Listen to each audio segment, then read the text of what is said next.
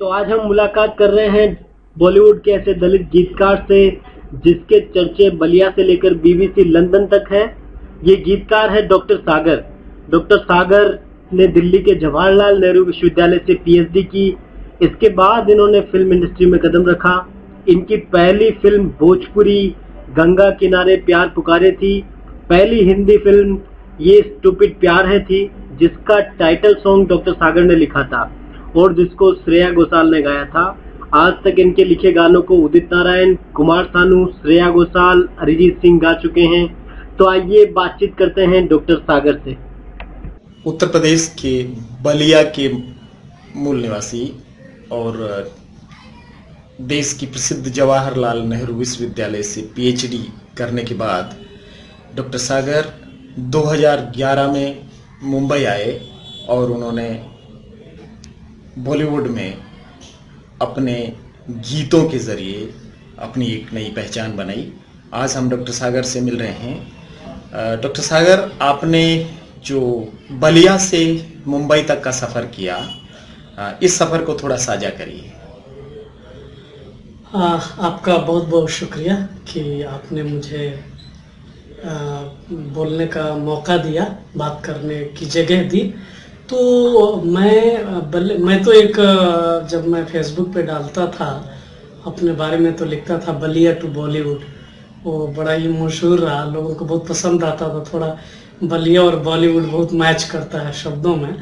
तो मैं बचपन से ही मेरी ख्वाहिश थी कि मैं फिल्मों में जाऊं, बॉलीवुड में गीत लिखूं, क्योंकि बचपन से ही मैं स्कूल में गाने लिखता था और मेरे लिखे हुए गीत मेरे स्कूल के सारे दोस्त, लड़के लड़कियां सब गाते थे। तो सबकी तरफ से हौसला अफजाई भी थी कि मैं बहुत अच्छा लिखता हूं। लेकिन गरीब परिवार में पैदा होने की सजा तो आप जानते ही हैं कि कितने बड़े चैलेंजेस आते हैं। तो मैंने इस चैलेंज का सामना किया और मैं यह समझ लिया था कि अपने को बॉलीवुड तक पहुंचाने के लिए ज़रूरी है कि अच्छी पढ़ाई करूं।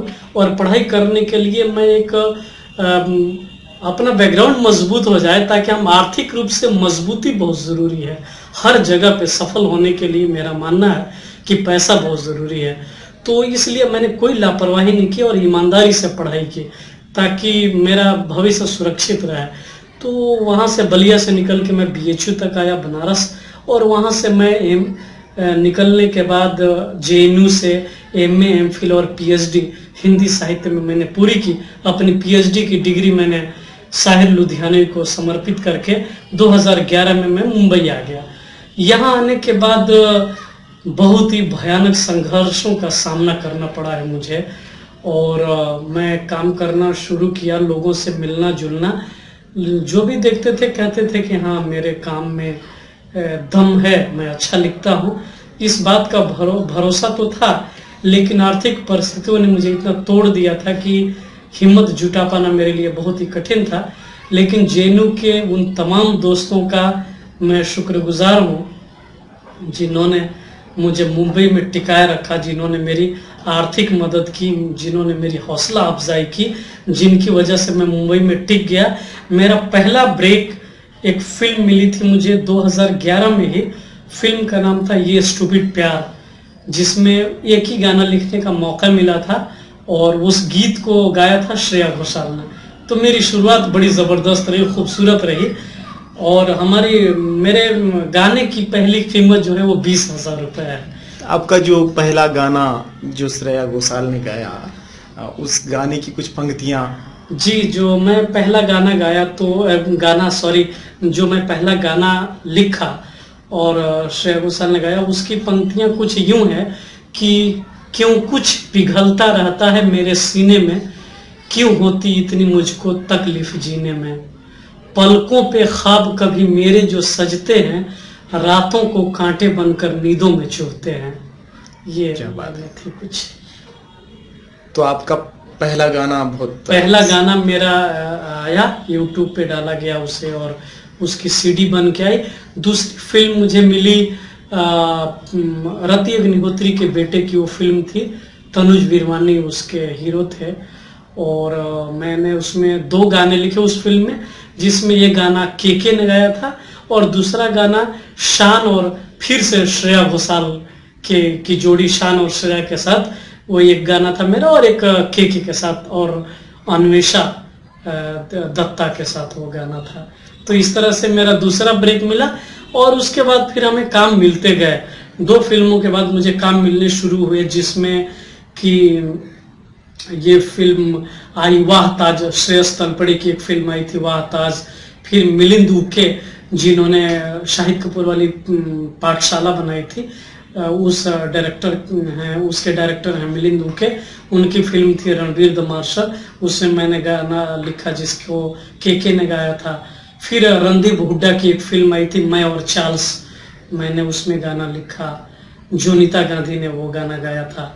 उसके अलावा बॉलीवुड डायरीज एक फिल्म है जिसके सारे गाने मैंने लिखे, जिसमें जावेद बशीर ने गाया हर सुबह की हर शाम भी सिंदूरी कहाँ है, मन का मिर्गा ढूंढ रहा कस्तूरी कहाँ है। और उसमें एक सिचुएशन था जिसमें मैंने लिखा था गाना ख्वाबों को सच करने के लिए तितली ने सारे रंग बेच दिए, कैसा ये कारवां कैसे हैं रास्ते, ख्वाबों को सच करने के लिए तितली ने सारे रंग बेच दिए। इस गाने को 2016 के बेस्ट लिरिक्स में रखा गया द ललन टॉप की तरफ से, एनडीटीवी की तरफ से, बीबीसी की तरफ से, और तमाम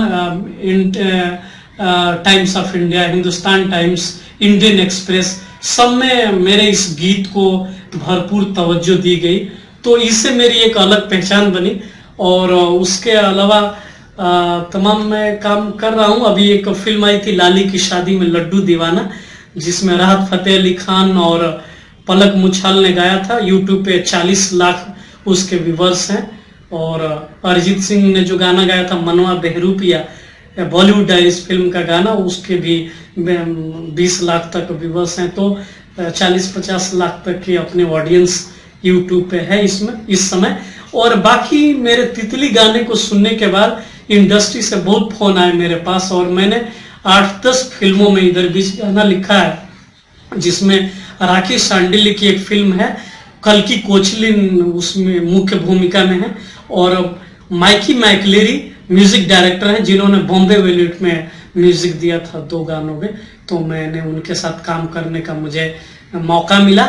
और सबसे बड़ी खुशी की बात मेरे लिए ये है कि सुधीर मिश्रा जैसे बड़े डायरेक्टर के साथ मुझे गाना लिखने का मौका मिला है। तो इस तरह से मेरा सफर चल रहा है, मैं काम कर रहा हूँ, और मैं अपने इस काम से बहुत खुश हूँ। कि आने वाले समय में आपकी कौन कौन सी फिल्में आ रही हैं जिनमें आपने गाना लिखा? हाँ, आने वाली फिल्में हैं, एक फिल्म है दिल फिरे, वो जल्दी रिलीजिंग पे है। और उसके अलावा सुधीर मिश्रा की फिल्म है एंड देवदास, राखी शांडिल्य की फिल्म है रिबन। तो इस तरह की तमाम फिल्में, एक और फिल्म है रजत चतुर्वेदी की फिल्म है जिसका नाम है अवसान। तो इस तरह की 7-8 फिल्में हैं रिलीजिंग पे इस समय। तो आप केवल हिंदी फिल्मों के लिए लिखते हैं या आप रीजनल सिनेमा के लिए भी लिखते हैं? मेरी शुरुआती रीजनल फिल्म से हुई है। मैं बलिया का रहने वाला हूं, और भोजपुरी मुझे बहुत अच्छी आती है। मेरी भोजपुरी कविताओं पे केदारनाथ सिंह जैसे कवियों ने शहरों में जीवन की लय करके हिंदुस्तान में एक आर्टिकल लिखी थी मेरे ऊपर। तो भोजपुरी में तो मैं बहुत जेन्यू में जो मेरा रुतबा है वो भोजपुरी गानों की वजह से है, भोजपुरी कविताओं की वजह से है। तो फिल्मों में मेरी पहली फिल्म थी गंगा किनारे प्यार पुकारे, जिसमें मैंने भोजपुरी गाने लिखे थे और गाया था सुरेश वाडकर, उदित नारायण, कुमार सानू और साधना सरगम ने। तो मेरी शुरुआत भोजपुरी फिल्मों में इन दिग्गज गायकों के साथ ही हुई है। दूसरी फिल्म एक आई थी लक्ष्मण रेखा, जिसको बेस्ट फिल्म का भी अवार्ड मिला है। इस फिल्म के सारे गाने मैंने लिखे थे और इंडस्ट्री के सारे बड़े सिंगरों ने इसके गाने गाए थे। तो भोजपुरी में मैं करता रहता हूं, लेकिन यदा कदा क्योंकि बहुत ही पिछड़ापन है भोजपुरी फिल्मों के प्रोड्यूसर और डायरेक्टरों की, वो उसकी नकल करते हैं हिंदी फिल्मों की, और उसमें बहुत ज्यादा इकोनॉमिकली भी बहुत कमजोर है मामला, वहाँ पैसे भी कम मिलते हैं और डायरेक्टर प्रोड्यूसर की समझ भी बहुत कम है। वो लोग कॉपी पेस्ट करने पे ज्यादा भरोसा रखते हैं। इसलिए मैं धीरे धीरे भोजपुरी की तरफ से एक तरह से काम मेरा बंद ही हो गया है। जबकि मैं बलिया का रहने वाला, तो मैं बहुत ही ख्वाहिशमंद हूँ कि मैं भोजपुरी में अच्छे गीत लिखूं। देखता हूँ कि इस तरह का कोई प्रोड्यूसर डायरेक्टर मिले और मुझे मौका दे। फिलहाल तो हिंदी फिल्मों में काम मेरे पास है और मैं लगातार लिख रहा हूँ।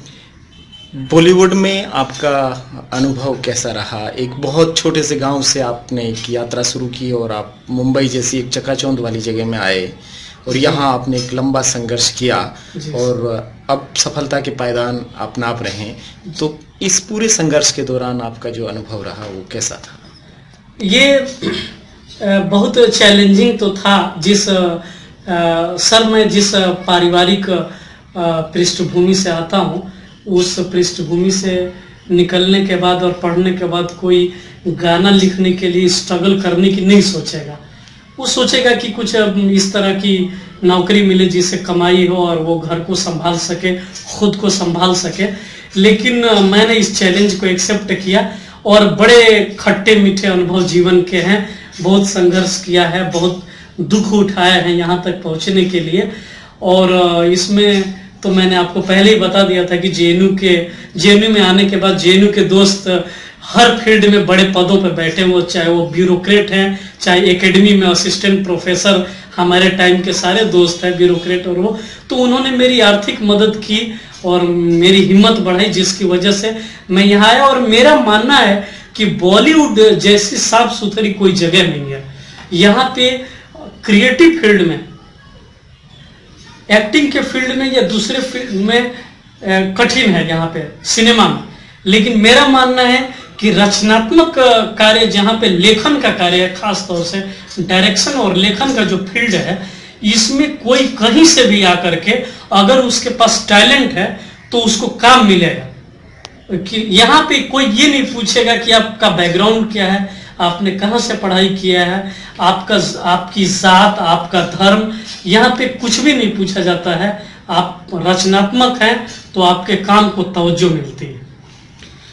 डॉक्टर सागर, आप एक गीतकार, एक कवि के साथ साथ आप एक अच्छे स्कॉलर हैं और आपने जेएनयू जैसे एक बड़े प्रतिष्ठित विश्वविद्यालय से पढ़ाई की और उससे पहले बीएचयू से आपने पढ़ाई की और डॉक्टर गेल ऑम्वेट जैसे अम्बेडकराइट इंटेलेक्चुअल के साथ आपने काम भी किया। तो कैसा अनुभव रहा उनके साथ काम करना? गेल मैडम के साथ बड़ा ही खूबसूरत रिश्ता है। मैं उनको माता जी बोलता था और वो नाराज भी होती थी। अगर गेल में मैडम भी जोड़ो तो बोलती थी गेल बोला करो, क्या बोलते हो? तो फिर मैं उनको माता जी बोलता था। तो उनका बड़ा प्यार और आशीर्वाद है। वो मैं इग्नू में उनके साथ था, उनके अंडर में था और वो नहीं चाहती थी कि मैं सिनेमा में आऊं। शायद उनको पता था कि वहां पे स्ट्रगल बहुत होगा। तो मेरे केयर के पॉइंट ऑफ व्यू से वो ऐसा सोचती होंगी, तो वो नाराज भी थी कि तुम फिल्मों में क्यों जा रहे हो। लेकिन जब वो समझ गई कि ये नहीं मानेगा, ये बॉम्बे में जाएगा ही, फिल्मों में जाएगा ही, तो उन्होंने मुझे एक लेटर भी लिख दिया कि डॉक्टर सागर बहुत ही ईमानदार, मेहनती स्कॉलर है, इसको अगर नौकरी की जरूरत हो तो इसको दिया जाए। तो वो मेरा इतना ख्याल रखती हैं कि उन्होंने एक एप्लीकेशन बना करके दे दिया है कि जब तुम सफल नहीं होगे तो नौकरी के लिए जब अप्लाई करना तो ये लेटर भी साथ में देना। लेकिन वो मुझसे बहुत प्यार करती हैं और बच्चे की तरह वो मुझे मानती हैं। तो ऐसी नौबत नहीं आई कि मैं फिर नौकरी के लिए जाऊं। तो गेल मैडम के साथ मिलना और मेरे लिए बहुत ही सुखदायक रहा। एक ऐसे समुदाय में आप पैदा हुए जो भारत में बहुत अच्छी सामाजिक स्थिति में नहीं है और चूंकि वहाँ से आपने निकल करके पूरा संघर्ष किया और ऐसे जगह पर आप पहुँचे जहाँ पर अगर आपकी बहुत बढ़िया सामाजिक आर्थिक स्थिति नहीं है तो आपका टिक पाना, संघर्ष कर पाना बड़ा कठिन होता है। तो क्या कहीं इस पूरे संघर्ष के दौरान डॉक्टर अंबेडकर आपकी प्रेरणा के स्रोत में से रहे संघर्ष में? हाँ बिल्कुल, देखिए एक बहुत ही कमाल की बात यह है कि शिक्षा को लेकर के सबसे ज़बरदस्त बात करने वाले बाबा साहब अम्बेडकर, इनको सिलेबस से काट के रखा गया है। जब हम किताबों में उत्तर प्रदेश के पाठ्यक्रम में पढ़ते थे तो अम्बेडकर का कहीं नामो निशान नहीं है किताबों में। और बहुत दुख की बात यह है कि उत्तर प्रदेश में मुलायम सिंह और मायावती के सरकार होने के बावजूद होना तो ये चाहिए था कि हर क्लास की किताब में एक चैप्टर होना चाहिए था ज्योतिबा फुले, सावित्रीबाई फुले और अंबेडकर के बारे में होना ही चाहिए था। लेकिन उस तरह आंदोलनकारी ढंग से पाठ्यक्रम में सिलेबस में नहीं रखा गया। तो हम शुरुआती दौर में हमें ज्ञान ही नहीं था, हमें चेतना ही नहीं थी। यह चेतना आई है जेएनयू में आके, और समझ में आया कि एक आदमी इन परिस्थितियों में रहते हुए और इतनी पढ़ाई लिखाई इतना ज्यादा कि हम तो कुछ भी नहीं, हम जीरो हैं उनके सामने। तो वो तो सबके लिए बहुत बड़ी मिसाल है, सबके लिए बहुत बड़े उदाहरण है। उनको तो हमेशा दिल में संजो के रखता ही हूं मैं। और सबसे जो भी इस तरह के संघर्षशील हैं, मैं समझता हूं कि सभी अपने सीने में उनको रखते होंगे संजो के।